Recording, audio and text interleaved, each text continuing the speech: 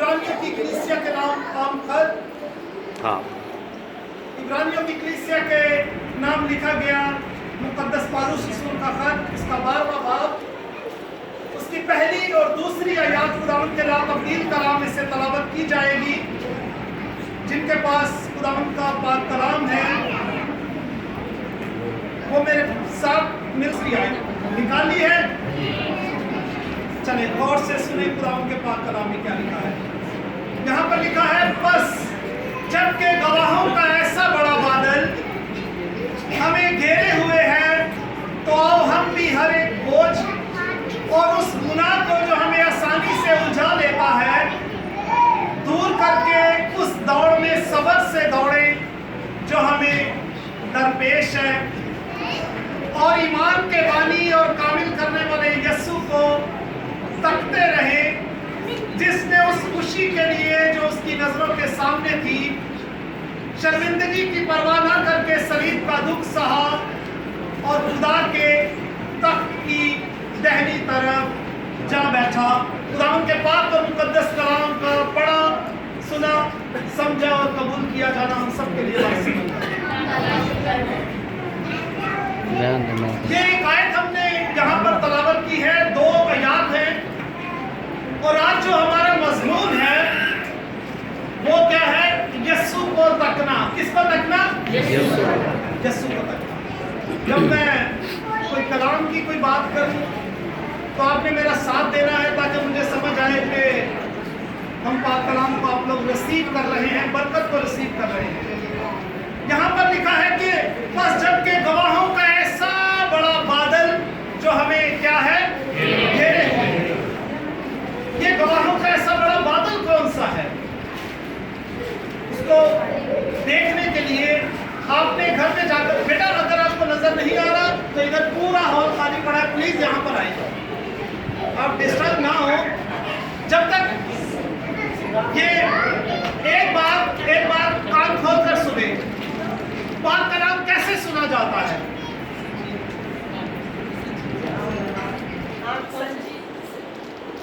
बहुत सारे लोग समझते हैं कि कलाम को कानों से सुना जाता है, लेकिन ये बात याद रखनी है कि कलाम को आंखों से सुना जाता है। जब आप मैसेंजर को नहीं देख पाते या मैसेंजर आपको नहीं देख पाता तो उस वक्त आप आउट ऑफ फोकस होते हैं, तो आपकी तवज्जो कहीं भी और लग सकती है। आपके जो पड़ोस में बैठा है उसकी कॉटन पर जा सकती है। ये 1800 का बाजार में लगा हुआ था सूट, मैंने देखा था। आपका ध्यान कहीं भी और जा सकता है खुदावंद के पाक कलाम से। तो हमें गौर करना है, फोकस करना है खुदावंद के पाक कलाम। ये जो बच्चे बैठ नहीं सकते, ये का इससे पहले वाला बाब जो 11वां बाब है उसको घर जाकर आपने पढ़ना है, और उसमें एक लंबी फहरिस्त जो है आपको दी गई है उन ईमानदारों की, उन मुकद्दसों की, उन खुदावंद के ममसूहों की जिन्होंने अपनी जिंदगियां ईमान के साथ गुजारी और उनकी जिंदगी में बड़े बड़े काम हुए। हालेलुया। और ईमान जो है एक्चुअली वो क्या चीज है? ईमान क्या मतलब है? ईमान का मुश्किल चीज है ईमान। इब्रानियों 11वें बाब की पहली आयत को जब आप पढ़ें तो वहां पर लिखा है, अब ईमान उम्मीद की हुई चीजों का इत्तकाद और अनदेखी चीजों का सबूत है। अनदेखी चीजों को जब आप, यानी कि इनविजिबल चीजें जो आपको नजर नहीं आ रही, कलाम के अंदर बयान की गई हैं, अगर आप उसके ऊपर ईमान लाते हैं, आप यकीन करते हैं कि ऐसा पॉसिबल है, तो उसे ईमान कहते हैं। मिसाल के तौर पर आपको इस दीवार के पीछे कुछ नजर नहीं आ रहा, आपकी नजर की हद ये दीवार है। इस जिस्म को जब हम कब्र के अंदर रखते हैं, हमारी नजर जिस्मानी तौर पर वहां पर खत्म हो जाती है। खुदावंद का पाक कलाम वहां से ही अपना आगाज करता है और हमें एक नई जिंदगी का पैगाम देता है कि ईमानदारों के लिए मरने के बाद ہمیشہ کی ایک زندگی موجود ہے، اور جب ہم اس بات پر جو کہ ہم نے نہیں دیکھی، ہم میں سے ایک بھی شخص ایسا نہیں ہے جو پہلے مرا ہو اور پھر زندہ ہوا ہو اور ہمیں بتا سکے کہ مرنے کے بعد یہ ہوتا ہے۔ ہم کیا کرتے ہیں؟ وہ چیز جو ہم نے نہیں آج تک دیکھی اس پر کیا کرتے ہیں؟ ہم ایمان لاتے ہیں، یقین کرتے ہیں، بھروسہ کرتے ہیں، اور اسی چیز کو جو ہمیں نظر نہیں آتی اس پر یقین کرنا ایمان کہلاتا ہے۔ اور پھر اس سے جب آگے بڑھتے ہیں تو وہاں پر لکھا ہے کہ ہم بھی ہر ایک بوجھ اور اس گناہ کو جو ہمیں آسانی سے الجھا لیتا ہے دور کر کے اس دوڑ میں صبر سے دوڑے جو ہمیں کیا ہے؟ درپیش ہے۔ ہر ایک ایماندار ایک دوڑ کا حصہ ہے، اور وہ دوڑ کا آغاز کب ہوتا ہے؟ جب میں اور آپ خداوند یسوع مسیح کو اپنا شخصی نجات دہندہ قبول کرتے ہیں، جب ہم اپنے گناہوں کا اقرار کرتے ہیں، جب ہم نئی پیدائش کا تجربہ حاصل کرتے ہیں، جب ہم ایک نئی مخلوق ہو جاتے ہیں، جب خداوند ہمیں گناہ کی غلامی سے آزاد کر کے روشنی میں اور نور میں لے کر آ جاتا ہے، اس وقت ہماری دوڑ کا کیا ہوتا ہے؟ آغاز ہو جاتا ہے۔ مسیح یسوع نے بھی ایک دوڑ جو ہے اس زمین میں رہتے ہوئے دوڑی، اور اس کی دوڑ کا آغاز جو ہے وہ آسمان سے ہوتا ہے، بیت لحم میں، بیت لحم سے کلوری میں، کلوری سے گتسمنی باغ میں، اور وہاں سے پھر واپس آسمان پر۔ یہ پوری اس کی دوڑ کا جو ہے وہ تسلسل تھا۔ ہر ایک ایماندار جب اس دوڑ میں دوڑ رہا ہے تو خداوند کا پاک کلام ہمیں یہ بتاتا ہے کہ دوڑ میں دوڑنے والے تو بہت سارے لوگ دوڑتے ہیں، لیکن انعام کتنے لے کر جاتے ہیں؟ ایک۔ اس لیے تم بھی ایسے دوڑو تاکہ کیا کرو؟ جیتو۔ ابھی اس دوڑ کے اندر ہمیں بہت ساری مشکلات بھی ہوں گی، بہت ساری پریشانیاں بھی ہوں گی، بہت ساری مخالفتیں بھی ہوں گی، بہت ساری پرسیکیوشنز بھی ہوں گی۔ ان ساری تکلیفوں، ساری آزمائشوں میں نے اور آپ نے جو کام کرنا ہے وہ آج کا مضمون ہمیں بتا رہا ہے، اور وہ کام کیا ہے؟ کہ ایمان کے بانی اور کامل کرنے والے یسوع کو کیا کرنا ہے؟ تکتے رہنا ہے۔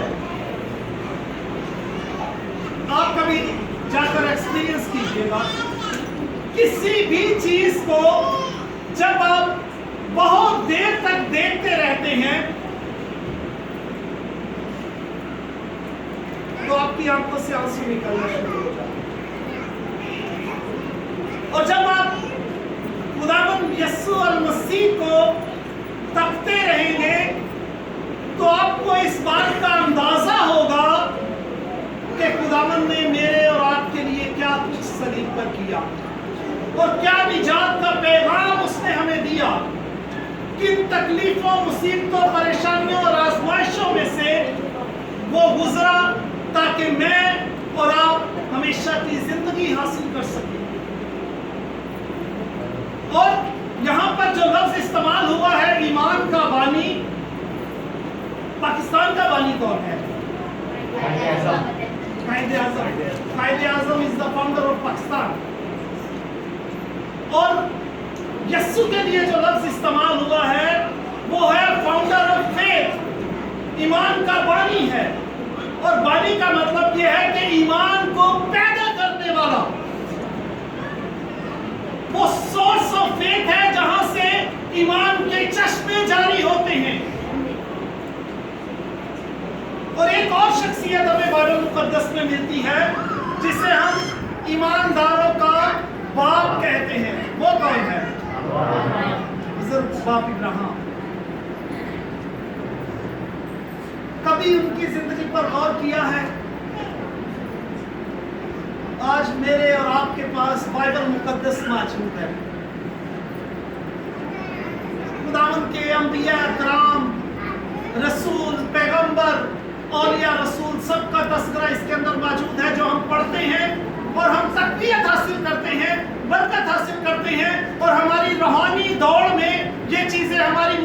کرتی ہیں تاکہ ہم بھی اس دوڑ پر کی طرح سے دوڑیں.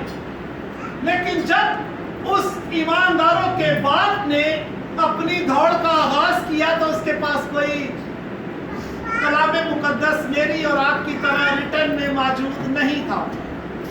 اس کے پاس تو کوئی ایگزامپل بھی نہیں تھی اس سے پہلے. اس دور میں چونکہ وہ بت پرستوں کا دور تھا، ایک خدا اور زندہ خدا کے اوپر جو ایمان رکھتا اس کا تمسخر اڑایا جاتا، مذاق اڑایا جاتا اور اسے کہا جاتا کہ یہ شخص تو غریب آدمی ہے، اس کا ایک ہی خدا ہے. کیونکہ اس دور میں چونکہ لوگ بت پرست تھے، اپنے گھروں میں درجنوں کے حساب سے انہوں نے بت رکھے ہوتے. یہ بارش کا خدا ہے، یہ دھوپ کا خدا ہے، یہ چھاؤں کا، یہ پانی کا، مختلف خداؤں کو وہ مانتے. اور جب بزرگ باپ ابراہیم نے ایک خدا کے بارے میں ذکر کیا تو لوگ حیران رہ گئے کہ یہ کیسا شخص ہے اور اس کا خدا تو نظر بھی نہیں آتا.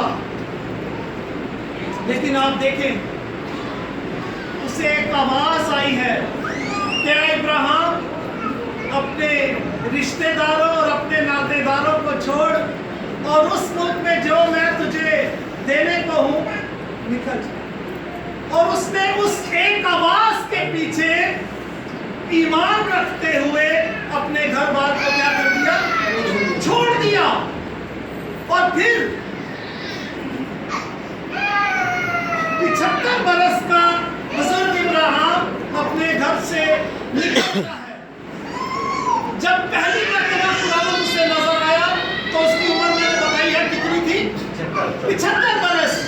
جب خداوند اسے دوسری مرتبہ دکھائی دیا تو اس کی عمر پتہ ہے کتنی تھی؟ 99 برس. جی خداوند آپ کو بند کر دے. اس کی عمر کتنی تھی؟ 99 برس. 75 میں سے 99 مائنس کرے تو کتنے سال بچتے؟ 24 سال. 24 سال کے بعد خدا جو ہے وہ واپس دکھائی دیا بزرگ ابراہیم کو اور اس نے کہا اے ابراہیم میرے حضور چل اور کیا ہو؟ کامل ہو. آپ اندازہ کریں کہ ایک شخصیت جو اپنا گھر بار ماں باپ ہر چیز چھوڑ کر 24 سال سے ایک آواز کے پیچھے ایمان کے باعث چل رہا ہے، اسے خداوند 24 سال کے بعد دوسری دفعہ دکھائی دے کر کہتا ہے کہ میرے حضور چل اور کامل ہو.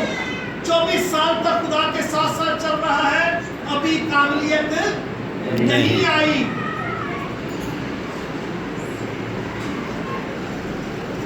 خدا نے اس سے ایک اور وعدہ کیا، میں تجھے ایک فرزند دوں گا. اور وہ یقین کرتا ہے کہ خداوند ایسا کرے گا جب اس نے بولا ہے، جبکہ اس کی بیوی جو ہے وہ اس ایمان پر قائم نہیں رہتی اور اسے یہ مذاق لگتا ہے. اور خداوند نے اس قصے کو مختصر کرتے ہوئے آگے بڑھیں گے اپنے ٹاپک کی طرف. خداوند نے اسے بیٹا دیا اور کہا کہ اس بیٹے کو کیا کر دے؟ قربان کر دے. اور لکھا ہے کہ موریا کے پہاڑ پر جا کر اس کو قربان کر. اور کتنے دن کا سفر تھا اس کا؟ 3 دن کا سفر. بڑھاپے میں ایک ہی بیٹا ہے اور اسے بھی قربان کرنے کا حکم ہوا ہے اور وہ 3 دن کے سفر کے بعد اسے قربان کرنا ہے. اور وہ 3 دن تک کس اذیت میں سے گزرا ہوگا یہ یا تو خدا جانتا ہے یا وہ خود جانتا ہے کہ وہ کتنے ششوپن میں ہوگا کہ کہیں یہ میرا وہم تو نہیں ہے، ہو سکتا خدا نے نہ ایسا کہا ہو. لیکن ایمان سے چلتا ہوا موریا کے پہاڑ پر پہنچا ہے اور جب بیٹا کو پوچھتا ہے کہ باپ لکڑیاں موجود ہیں، آگ موجود ہے، چھری موجود ہے، لیکن مینڈا کہاں ہے، برا کہاں ہے؟ تو باپ کیا کہتا ہے؟ خدا خود مہیا کرے گا. دیکھیں اس کے ایمان کو دیکھیں.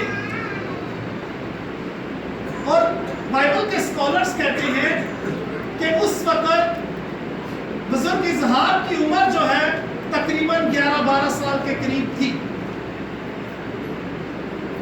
آپ مجھے بتائیں، ایک 100 سال کا بوڑھا شخص ہے اور 12 سال کا ایک بچہ ہے، وہ اگر چاہتا تو ہاتھ چھڑا کر کیا کر سکتا تھا؟ بھاگ سکتا تھا، بوڑھا آدمی کہاں اسے پکڑتا؟ لیکن اس میں ہمیں فرما برداری نظر آتی ہے، وہ باپ کے ساتھ ساتھ ہے۔ آپ اندازہ کریں کہ اس بچے کے باپ نے پکڑ کر ہاتھ اور پاؤں بھی باندھے ہیں، بچہ خاموش ہے، بولا نہیں۔ اسے لکڑیوں کے اوپر لٹایا گیا، بیٹا خاموش ہے۔ پھر آخر وہ لمحہ آیا جب اسے خداوند نے یہ لقب دینا تھا کہ جب اس نے چھری لی اور چلانے ہی لگا تو آسمان سے کیا آواز آئی؟ اے ابراہیم اپنے ہاتھ کو کیا کر روک لے، کیونکہ اب میں جان گیا ہوں کہ تم اس سے کیا کرتا ہے؟ ڈرتا ہے۔ یہ ایمانداروں کے باپ کا سفر تھا کہ جب تک جو چیز سب سے زیادہ اسے پسند تھی، عزیز تھی، جس سے وہ محبت رکھتا تھا، وہ بھی قربان کرنے کے لیے تیار نہ ہوا تو خداوند نے اس کے بھی امتحان کو ختم نہیں کیا۔ اس کے بعد جا کر اسے باپ ابراہیم اور ایمانداروں کے باپ کا لقب ملا۔ اور اس کے بعد پھر دیکھیں، اگر وہ وفادار رہا ہے، ایمان پر قائم رہا ہے، تو خداوند نے کہا کہ اے ابراہیم، میں تیری اولاد کو ایسے بڑھاؤں گا جیسے سمندر کی ریت کے ذرے ہیں۔ اگر کوئی اس ریت کو گن سکتا ہے، آسمان کے ستاروں کو گن سکتا ہے، تو تیری اولاد بھی شمار کی جا سکتی ہے۔ یہ خداوند کے وعدے تھے، اور اس نے کہا کہ تیرے سبب سے دنیا کی ساری قومیں کیا کریں گی؟ برکت پائیں گی۔ یہ ایک قربانی کے بعد خدا نے اسے برکت دی۔ جب میں اور آپ بھی اس سفر میں ہیں تو ہم نے یاد رکھنا ہے کہ ہم نے کسی فادر کو، کسی بشپ کو، کسی پاسٹر کو نہیں تکنا، بلکہ کس کو تکنا ہے؟ یسوع کو، کیونکہ وہ ایمان کا بانی اور کامل کرنے والا یسوع ہے۔ آپ دیکھیں اس کو تکنے سے ہوتا کیا ہے؟ مسیح یسوع کشتی کے اندر موجود ہے، دوسرے رسول بھی موجود ہیں، بلکہ جب کلام سنا چکے ایک جگہ پر تو مسیح یسوع نے اپنے شاگردوں سے کہا کہ تم کشتی میں بیٹھ کر دوسری طرف جاؤ، گنیسرت کی جھیل کے اندر، اور میں تمہارے پیچھے آتا ہوں۔ اور جب مسیح یسوع پانی کے اوپر چل کر جا رہے ہیں اور بزرگ پطرس نے دیکھا کہ خداوند جو ہے وہ پانی کے اوپر چل کر جا رہے ہیں، تو کہنے لگا کہ میرے آقا مجھے بھی اجازت دے کہ میں کیا کروں؟ پانی کے اوپر چل کر تیرے پاس آؤں۔ خداوند نے کیا کہا؟ یہ ممکن نہیں، نہیں۔ خداوند نے کہا آجا۔ غور کیجئے گا، جو بات میں بتانا چاہتا ہوں وہ یہ ہے کہ خداوند نے اس سے کہا کہ آجا۔ لکھا ہے کہ جب تک بزرگ پطرس جو ہے وہ یسوع کو تکتا رہا، اس وقت تک وہ پانی پر کیا کر رہا ہے؟ چل رہا ہے۔ جب اس کی نگاہیں نیچے آئی، پانی کی طرف، دنیا کی طرف، اپنی مشکلات کی طرف، تو وہ کیا ہوا؟ ڈوبنے لگ گیا۔ جب خداوند حکم دیتا ہے تو نگاہیں اس پر جمائے رکھنی ہے۔ اگر دنیا کی طرف دیکھیں گے تو کسی وقت بھی گر سکتے ہیں۔ جب اس نے یسوع سے نگاہیں ہٹائیں، اسی وقت جو ہے وہ کیا ہوا؟ ڈوبنے لگ گیا۔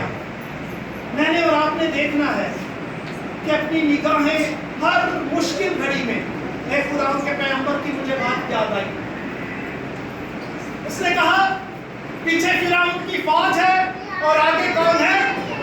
دریائے بائبل نہیں پڑھتے؟ دریائے یردن، بچپن سے سنڈے اسکول سے بھی آپ کو سکھاتے آ رہے ہیں۔ دریائے یردن، پیچھے فرعون کی فوج ہے۔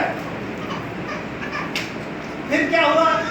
بزرگ موسیٰ کو خداوند نے کہا کہ اپنا جو ہے وہ کیا کر، اپنی لاٹھی سمندر پر مار، اور وہ اس میں سے ہو کر کیا کر گئے؟ گزرتے چلے گئے، پار چلے گئے، اور ایمان کے باعث کیا ایسا پاسبل ہے کہ ایک لاٹھی سے سمندر دو حصے ہو جائے؟ نہیں، دیکھنا یہ ہے کہ کیا کام رہا ہے. اور خداوند کے خادم نے یہ کہا کہ وہ قوم بنی اسرائیل تھی جو سمندر کو دو حصے کر کے پار چلی گئی، اور اگر وہ ایماندار اور آج کے مسیحی ہوتے تو سمندر کو دو حصے کرنے کی ضرورت نہیں تھی، بلکہ وہ پانیوں کے اوپر چل کر بھی جو ہے وہ دوسری طرف جا سکتے تھے. ہاللیلویا. کیونکہ کیا دیا ہے. لیکن ایک بات اور آپ کو بتاؤں، ایمان کی بات کرنا دوسری بات ہے اور اس کے بعدوں پر یقین کرنا دوسری بات ہے. ابھی ایک ایگزامپل دینے لگا، میرے ٹاپک کا حصہ نہیں، لیکن آپ کو بڑی اچھی طرح سے ایمان کا مطلب ضرور سمجھ میں آ جائے گا. ایک گاؤں کے اندر خدا کے خادم جو ہیں کلام سنانے کے لیے جاتے ہیں، وہ رہتے جیسے فاروق اعظم میں ہیں، اور یہاں پر آ کر کلام سناتے ہیں، اور بیچ میں جو ہے وہ ایک چھوٹا سا دریا بہتا ہے جسے وہ کشتیوں سے لوگ ادھر سے بھی پار کرتے ہیں اور ادھر سے بھی پار کرتے ہیں. ایک دن کیا ہوا، خدا کے خادم جو ہیں وہ لیٹ ہو گئے، ایڈر صاحب جو ہے وہ عبادت کے لیے آنے لگے اور لیٹ پہنچے. بھائی صاحب نے کہا آپ نے دیکھا نہیں ٹائم کیا ہو گیا، آپ اتنی لیٹ پہنچے؟ وہ کہنے لگا بھائی صاحب اصل میں بات یہ تھی، جب میں کشتی کے پاس آیا کشتی بھر چکی تھی اور وہ نکل چکی تھی، اور میں انتظار کر رہا تھا کہ دوسری کشتی آئے، اس میں بیٹھ کر پھر میں جاؤں. تو کشتی کا انتظار کرتا رہا ہے، تو پانی کے اوپر چل کر آ جاتا. اچھا، ایڈر صاحب کے بھی کان کھڑے ہو گئے اور وہ کہنے لگا بھائی صاحب بات تو آپ بالکل ٹھیک کر رہے ہیں، میرے دماغ میں یہ بات کیوں نہیں آئی. چند دن گزرنے کے بعد کیا ہوا، ایڈر صاحب جو ہے وہ میٹنگ چلا رہے ہیں، پرستش ختم ہو چکی ہے، دعائیا کورس بھی گایا جا چکا ہے، کلام کے لیے دعا بھی ہو چکی ہے، بھائی صاحب نہیں پہنچے. بھائی صاحب لیٹ پہنچے. ایڈر صاحب کہتے ہیں بھائی صاحب آپ کو پتا ہے ٹائم کیا ہے، پوری کلیسیا کب سے انتظار کر رہی ہے، آپ اتنے لیٹ ہو گئے. وہ کہنے لگا ایڈر صاحب بات یہ ہے کہ میں جب کشتی کے پاس آیا وہ بھر چکی تھی اور وہ نکل چکی، اور پھر میں انتظار کر رہا تھا کہ دوسری کشتی آتی، اس میں بیٹھ کر جو ہے میں جاتا. تو ایڈر صاحب کہنے لگے بھائی صاحب اس دن تو آپ مجھے کہہ رہے تھے کہ آپ پانی کے اوپر چل کر آ جاتے، اور آج آپ خود جو ہے وہ کشتی کا انتظار کر رہے ہیں. بھائی صاحب کہتے ہو خدا کے بندے وہ صرف میں مذاق کر رہا تھا، یہ بائبل کی حد تک باتیں ٹھیک ہیں، سچ میں ایسا تھوڑی ہوتا ہے.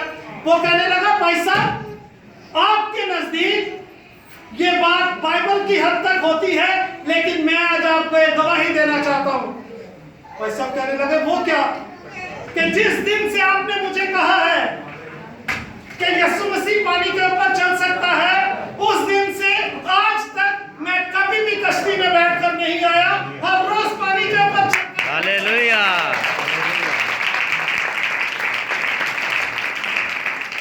صرف بات کیا ہے؟ یقین کرنے کی، ایمان لانے کی کہ خداوند نے کہا ہے تو ہوگا. آپ مجھے بتائیں، بزرگ نوح سے خداوند نے کہا کہ میں زمین پر کیا بھیجوں گا؟ بارش. اس سے پہلے کبھی بارش ہوئی نہیں تھی. آپ کو پتہ ہے اس بات کا؟ اس سے پہلے کبھی زمین پر بارش نہیں ہوئی.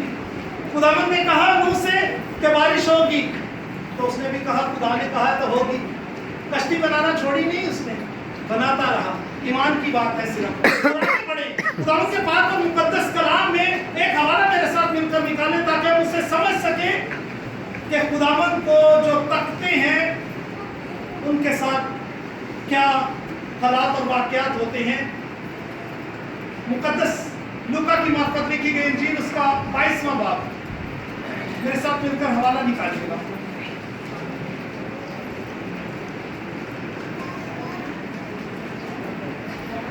اس کی 61 اور 62 بھی آئی، 61 62. کوئی بھی نکال کر پڑھے پلیز. اور خداوند نے پھر کر پترس کی طرف دیکھا اور پطرس کو خداوند کی وہ بات یاد آئی جو اس نے کہی تھی کہ آج عمر کے بعد دینے سے پہلے 3 بار میرا انکار کرے گا، اور وہ باہر جا کر زار زار رویا۔ آمین۔ بزرگ پطرس سے خداوند نے کہا، پطرس نے کہا کہ خداوند سب تجھے چھوڑ کر چلے جا، لیکن میں تجھے نہ چھوڑوں گا، میں جان دینے تک تیرے ساتھ کیا رہوں گا، وفادار رہوں گا۔ تو خداوند نے کیا کہا، کیا پطرس آج ملک کے بانگ دینے سے پہلے 3 مرتبہ تو کیا کرے گا میرا؟ اور جب تیسری مرتبہ اس نے انکار کیا تو خداوند نے پطرس کی طرف دیکھا، اور جب پطرس کی نگاہیں خداوند سے ٹکرائیں تو اسے خداوند کا وہ وعدہ یاد آیا، اور وہ کیا کرنے لگ گیا؟ زار زار رونے لگا، کیونکہ خداوند کی آنکھوں میں جب ہم تکتے ہیں تو پھر ہمیں اپنے ایمان کو پرکھنے کا موقع ملتا ہے، اس کے وعدوں پر یقین کرنے کا موقع ملتا ہے، ہمیں اور بلیسنگ حاصل کرنے کا موقع ملتا ہے، اور جو ہماری کمیاں ہوتی ہیں، ہماری کمزوریاں ہوتی ہیں، وہ بھی ساری جاتی رہتی ہیں۔ آپ کو یاد ہے کہ بزرگ ایلیا کا شاگرد کون تھا؟ بزرگ الیشا۔ بزرگ الیشا اپنے استاد سے کہتا ہے کہ مجھے برکت چاہیے۔ وہ اپنے استاد سے ایک لمحے کے لیے بھی جدا نہیں ہوتا۔ اس کا استاد کہتا ہے یار مجھے ایک چھوٹا سا ضروری کام ہے، تو ذرا یہاں کھڑا ہو، میں ہو کر آتا ہوں واپس۔ اس نے کہا خداوند کے حیات کی قسم میں تجھے نہیں چھوڑوں گا، کیونکہ مجھے خدا نے بتا دیا کہ تو اب مجھ سے جدا ہونے والا ہے۔ اس نے کہا چلو ایسا کرو، مجھے باتھ روم جانا ہے، باتھ روم تو جانے دو۔ اس نے کہا نہیں، میں تمہاری قمیض پکڑوں گا، اس طرح منہ کروں گا اور تم باتھ روم کر لو، چھوڑوں گا نہیں۔ برکت حاصل کرنا آسان کام نہیں ہے۔ وہ کہتا ہے میں تمہارے پلو کو پکڑ کر اس طرح منہ کر کے کھڑا ہو جاتا ہوں، آپ باتھ روم کرو۔ بزرگ ایلیا تنگ آ کر اس سے پوچھتے ہیں بیٹا تجھے چاہیے کیا، مجھے یہ بتا دے آج۔ تو اس نے کہا تیری روح کا، جو روح تیرے اندر کام کرتی ہے اس کا دگنا جو ہے وہ مجھے چاہیے۔ تو بزرگ ایلیا نے کہا تو نے بہت بڑی چیز مانگ لی ہے، لیکن اگر تو مجھے آسمان پر اٹھائے جاتے وقت دیکھے تو تیرے لیے ایسا ہی ہو۔ لکھا ہے کہ دونوں استاد شاگرد جو ہے وہ جا رہے ہیں، بیچ میں سے ایک بگولا آیا ہے اور دونوں کو کیا کر دیا ہے، اس نے جدا کر دیا ہے، اور بگولا جو ہے وہ بزرگ ایلیا کو اٹھا کر آسمان پر لے گیا، اور بزرگ الیشا جو ہے وہ کیا کر رہا ہے، زار زار رو رہا ہے، اپنے سر کے اوپر اس نے خاک ڈال لی کہ میرا استاد جو ہے وہ مجھ سے کیا ہو چکا ہے۔ اور یقین کرے آج آپ کو اپنے دل کی بات بتاتا ہوں، آج بھی ہم اپنے استادوں کے لیے ترستے ہیں کہ ہمیں 5 منٹ 10 منٹ کہیں سے مل جائے کہ ان کے قدموں میں بیٹھ کر کوئی اور بات سیکھ سکے، کوئی اور چیز سیکھنے کو ملے۔ یہ برکات اس طرح سے نہیں ملتی، خدا ان کے قدموں میں بیٹھے رہتے۔ ہمارے لوگ بزرگ ہیں، ان کو پتا ہے، ساری ساری رات ہمارے گھر پر جب خدا کے خادمین آتے وہ بیٹھ کر آپس میں باتیں کرتے، ہم ان کی ٹانگیں دباتے رہتے ساری رات، ان سے یہ کہتے کہ چلے آپ کلام کی باتیں ہمیں سناتے رہے، ہم آپ کی ٹانگیں دبائیں گے۔ کبھی نہیں کرتے، برکات کو ایسے حاصل نہیں کیا جاتا۔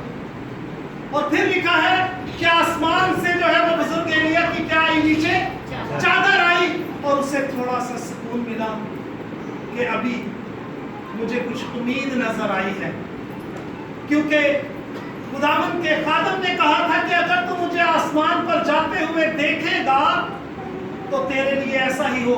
آپ جا کر بزرگ ایلیا کی زندگی کو دیکھیں، بزرگ الیشا کی زندگی کے تمام تر معجزات کو دیکھیں، اور بزرگ ایلیا سے ڈبل میریکلز اور معجزات بزرگ الیشا کی زندگی میں ہیں، کیونکہ اس نے کہا تھا کہ تیری روح کا دگنا جو ہے وہ مجھے چاہیے، اور خداوند نے اسے دیا کیونکہ وہ وفادار تھا۔ اور اسی وجہ سے آج میں اور آپ بھی اس ईमान के बानी और कामिल करने वाले यस्सु को तकते रहेंगे।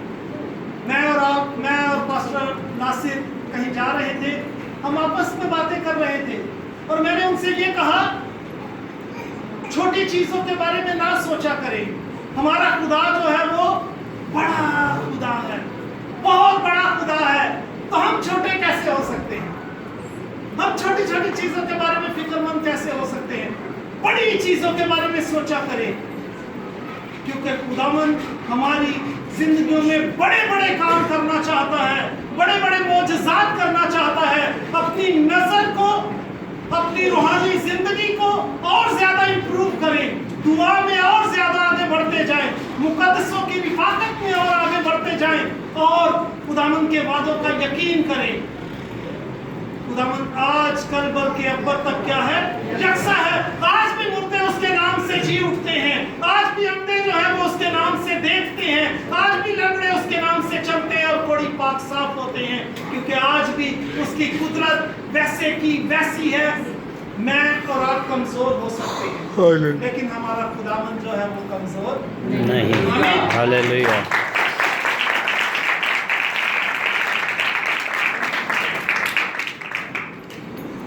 इसी बात को लेकर हमने अपनी जिंदगी के सफर में हमेशा अव्वल दर्जा अपने खुदावंद को देना है।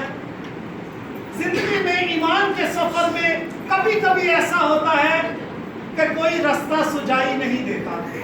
अभी क्या करेंगे? दुआओं के जवाब भी नहीं आते एक अरसा तक। ऐसे लगता है कि खुदा जो है वो उसने हमें क्या कर दिया है, छोड़ दिया है। कोई पुरसाने हाल नहीं, आगे बंद गली है, आगे रास्ता ही नहीं है, इसमें आप खड़े हुए हैं। ईमान से इन आंखों को बंद करें, रूहानी आंखों को खोलें, घुटनों के बल झुककर, बालाखाना में जाकर, दुआ में जाकर आपके लिए खुदावंद बरकतों के दरवाजे खोलेगा। आपके लिए खुदावंद ऐसे वसाइल मुहैया करेगा जिनके बारे में आप सोच भी नहीं सकते, क्योंकि खुदावंद ने कहा कि तू वहां से इकट्ठा करेगा जहां पर तूने नहीं बखेरा, तू वहां से काटेगा जहां पर तूने नहीं बोया।